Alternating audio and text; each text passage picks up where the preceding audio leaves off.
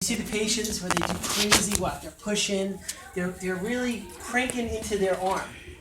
That is not appropriate weight bearing. It doesn't make any sense at all. Okay? So weight bearing doesn't have to be like that.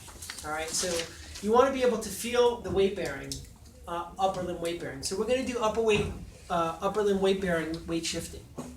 Okay? So one thing you can do to enhance the weight bearing is you can use a little piece of foam or a little piece of padding. And what that does, it gives a little bit more of the weight bearing to the limb. Okay? So this is not weight bearing. Okay? This is not weight bearing. Okay? That's not weight bearing. Okay? That's not what you're supposed to do. Okay? So, how weight bearing is supposed to work is it's the weight shift that causes the weight bearing on the upper limb. Okay?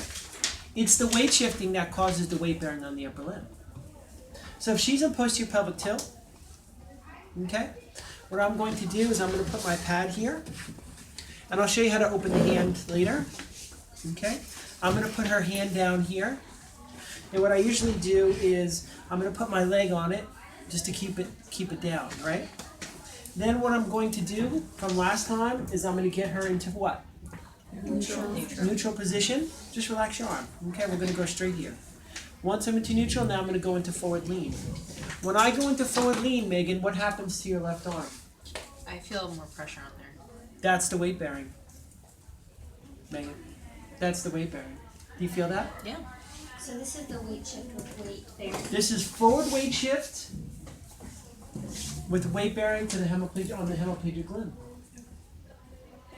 Okay?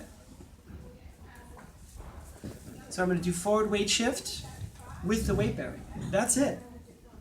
Okay? Now I'll show you how you can add more later. But when you do this in lab, I want you to feel the difference with and without the weight shift. You're going to feel the tension in the upper limb. Okay? What? Nothing. I said something? No, she's making faces at me. You're making faces at I'm me. just smiling at her. All right. I can't look at you in your faces. So, what are our options? Well, we can do forward weight shift with weight bearing, just like we did. We can do forward weight shift. The other thing we can do is, now forward weight shift, we're just the same thing that I taught you with the forward weight shifting. The only difference is the limb is what? The limb is during weight bear. Okay? And again, when are we using weight bearing? Flaccid or what? Or spasticity, either one. Okay? The other thing we can do is we can do it activity based.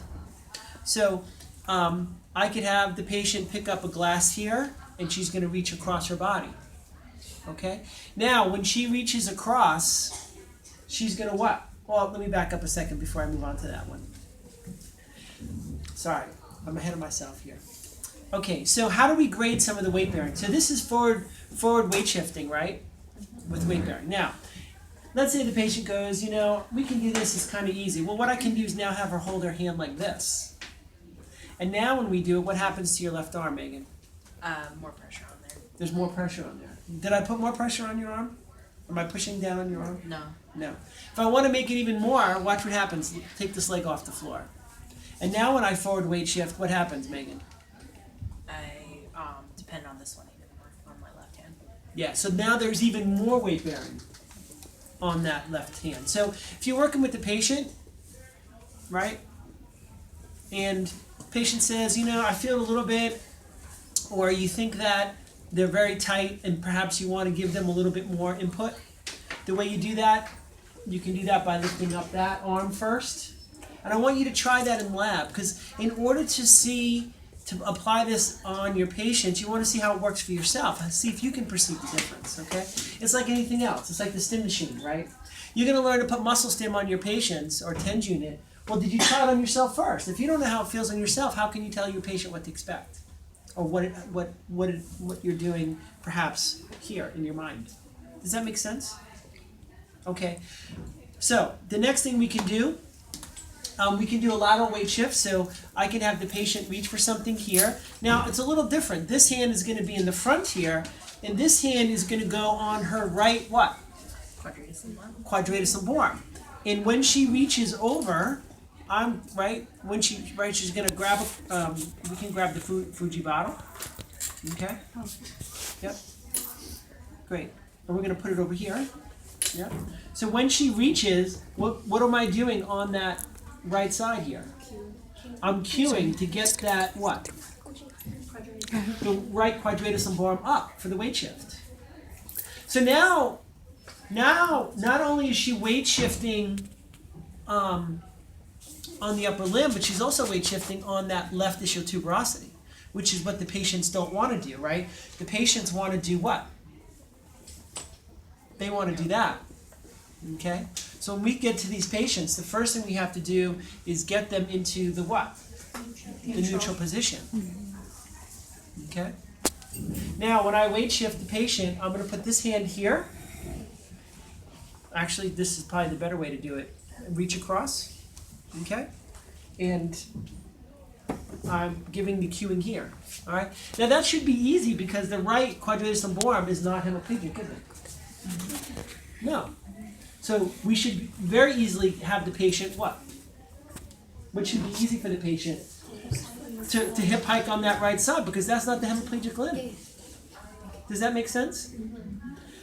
I can have the patient reach that way. So put this here. Great. So she's going to weight shift. Good. Grab the bottle. And now we're going to put it there. Right? Now when she goes to reach and put it that way, guess what I'm going to do here? I got to cue what? The left. Okay? Now I'm cueing the left not because I'm trying to get weight bearing on the right. I'm cueing on the left because I want to kick in this quadratus lumborum. I want to make sure they're both working equally.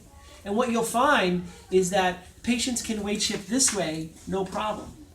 Okay? Where they have a difficulty with the weight shifting is what?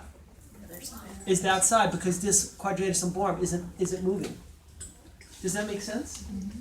Okay, so what I want you guys to practice, let's just break it down, nice and easy. The first thing is practice. You can use, I like to use something soft. For now, you can use a book, okay? You're going to sit, get your patient into what? Neutral. Try forward lean. Okay, both try that first. Then you both try what it feels like to have the arm out. Both try what it feels like to have the leg out, okay? After you do that, then you can work on reaching tasks. So we can reach to the left, and then you want to work on what? Weight shifting, okay? And you feel the weight bearing on this limb? Yeah. Okay? Now, I'm not talking about arm position right now, right? We didn't talk about what position do you put the arm in. You put the arm in external rotation. We didn't talk about what can you do in the scapula. Okay, we didn't talk anything about the scapula. But today I'll show you how to mobilize the scapula. Okay? Sometimes you want to mobilize the scapula before you do the weight bearing. Or sometimes you can do it at the same time.